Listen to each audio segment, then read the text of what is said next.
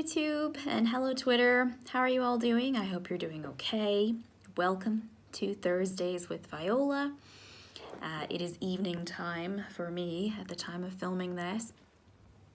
And I am going to talk first about being a pantser versus being a plotter. And then I'm gonna mention Read Me, Speak Me, and I will also briefly mention reading. So, it's all over Twitter at times, you know, are you a pantser, are you a plotter? I am naturally a total pantser. I'm a pantser to the core. I'm a pantser in life because I'm all over the place, frankly. I'm scatterbrained. I am, quote, away with the fairies. I've been described as spacey. I've even been described as a bit of an airhead at one point in my childhood and adolescence. I had that sort of reputation. And I know that some of you might be hearing that and you know think, oh no, Viola, you're not spacey or an airhead or whatever. And to that I say, actually, you know what? I am. And I am proud of being spacey and away with the fairies because it's what gave me the urge to grab a pen and a notebook and start writing poetry and bits of prose and stuff like that. And it's allowed me to go places in my mind that other people maybe don't go because their mind's different. So yeah, I would say that it doesn't hurt me anymore. Maybe there was a point where I was a little sensitive about people saying that to me or whatever, but now I'm just like, yeah, I am. I'm really spacey. I was crazy into make-believe and movies and dressing up and all that sort of thing when I was a child. That was really how I liked to spend my time. I was very daydreamy. And I am a grown-up now, as you can clearly see, but I choose to believe in things like the supernatural and magic and the possibility of, you know, other realms and things like that. I choose to. I completely wholeheartedly accept that, you know, it's very possible that there's a very logical and very boring explanation behind everything magical and exciting and fantastical. I get that. I understand.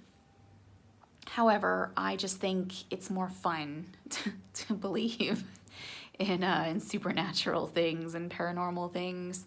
And frankly, it helps to be able to harness that side of my imagination and my choice to believe in those sort of things, to be able to harness the magic of suspension of disbelief, which is just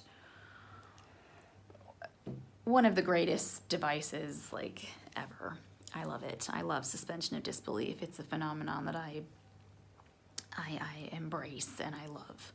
And anyway, however, I do realize that in order to tell a story, you do require focus, some coherence, you need organization, and you need realistic motivations for your characters. So even if you're writing a vampire or a fairy or an alien or whatever, you still have to be able to give them realistic motivations so that the reader or the audience can relate to them on some level.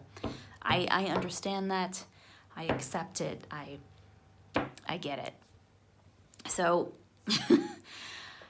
this requires focus, the whole organization, coherence sort of thing. This requires focus, and focus is something that I do struggle with. And I'm just gonna take this moment to tell you all that I am a really fast typer. I can actually clickety-clickety-clack quite fast.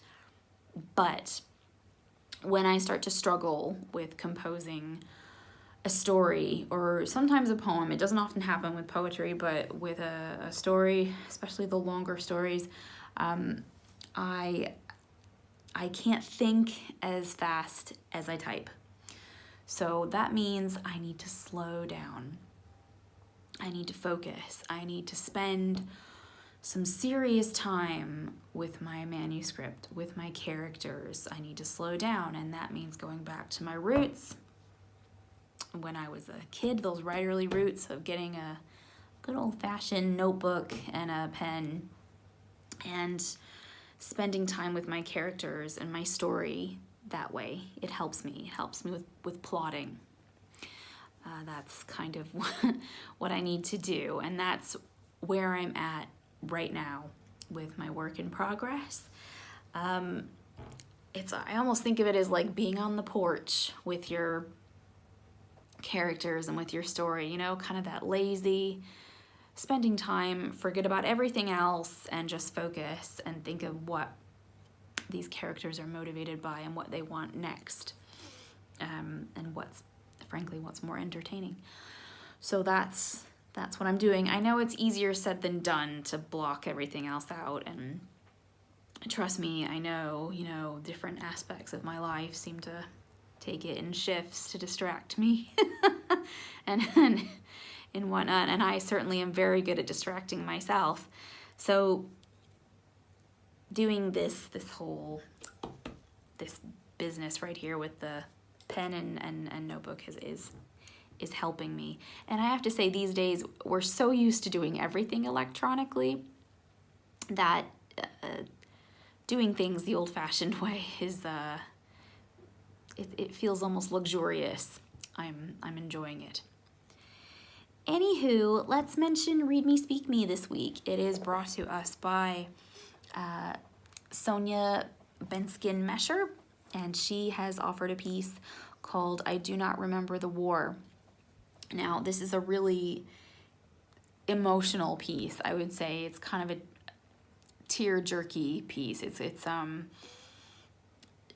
would say it comes across as quite personal, and it's really good and really powerful because it deals with childhood, you know, that sort of really vulnerable time in our lives, and sort of dredging up some memories from childhood, and some of them might be pleasant. There's things between the lines. There's, you know, a bit of sadness there, and you get a little hint for you know, things that affected the poet basically in this piece, and I really like it. It's a very powerful piece. I've enjoyed listening. I think I've listened to most of the readings so far. I think there's one or two that I've missed, and I have not done my reading, but I will get to that when I can. I'm just kind of going off on a tangent from this piece. It's just something like occurred to me, because like there's a lot, you know, online, you know, memes and stuff about, oh, only kids who grew up in this time would remember this, and only kids who grew up in this decade would know about this. And I recognize the value or the fun in that, you know, it's fun, but I think like completely defining yourself, or indeed as a writer your characters, by the era that they're in, because I like to write in historical settings,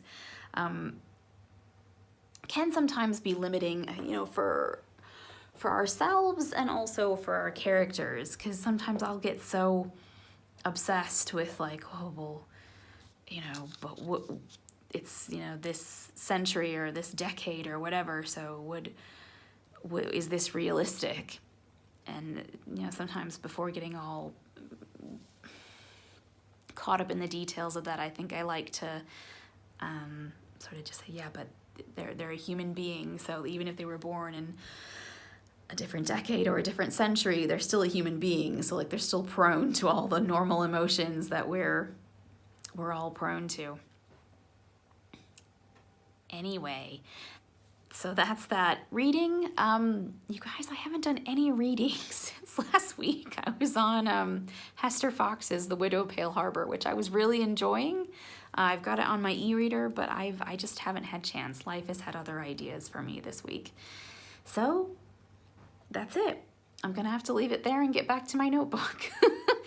Have a lovely rest of your Thursday. Have a really nice Friday. Have a pleasant weekend, and I will see you guys next week. Bye.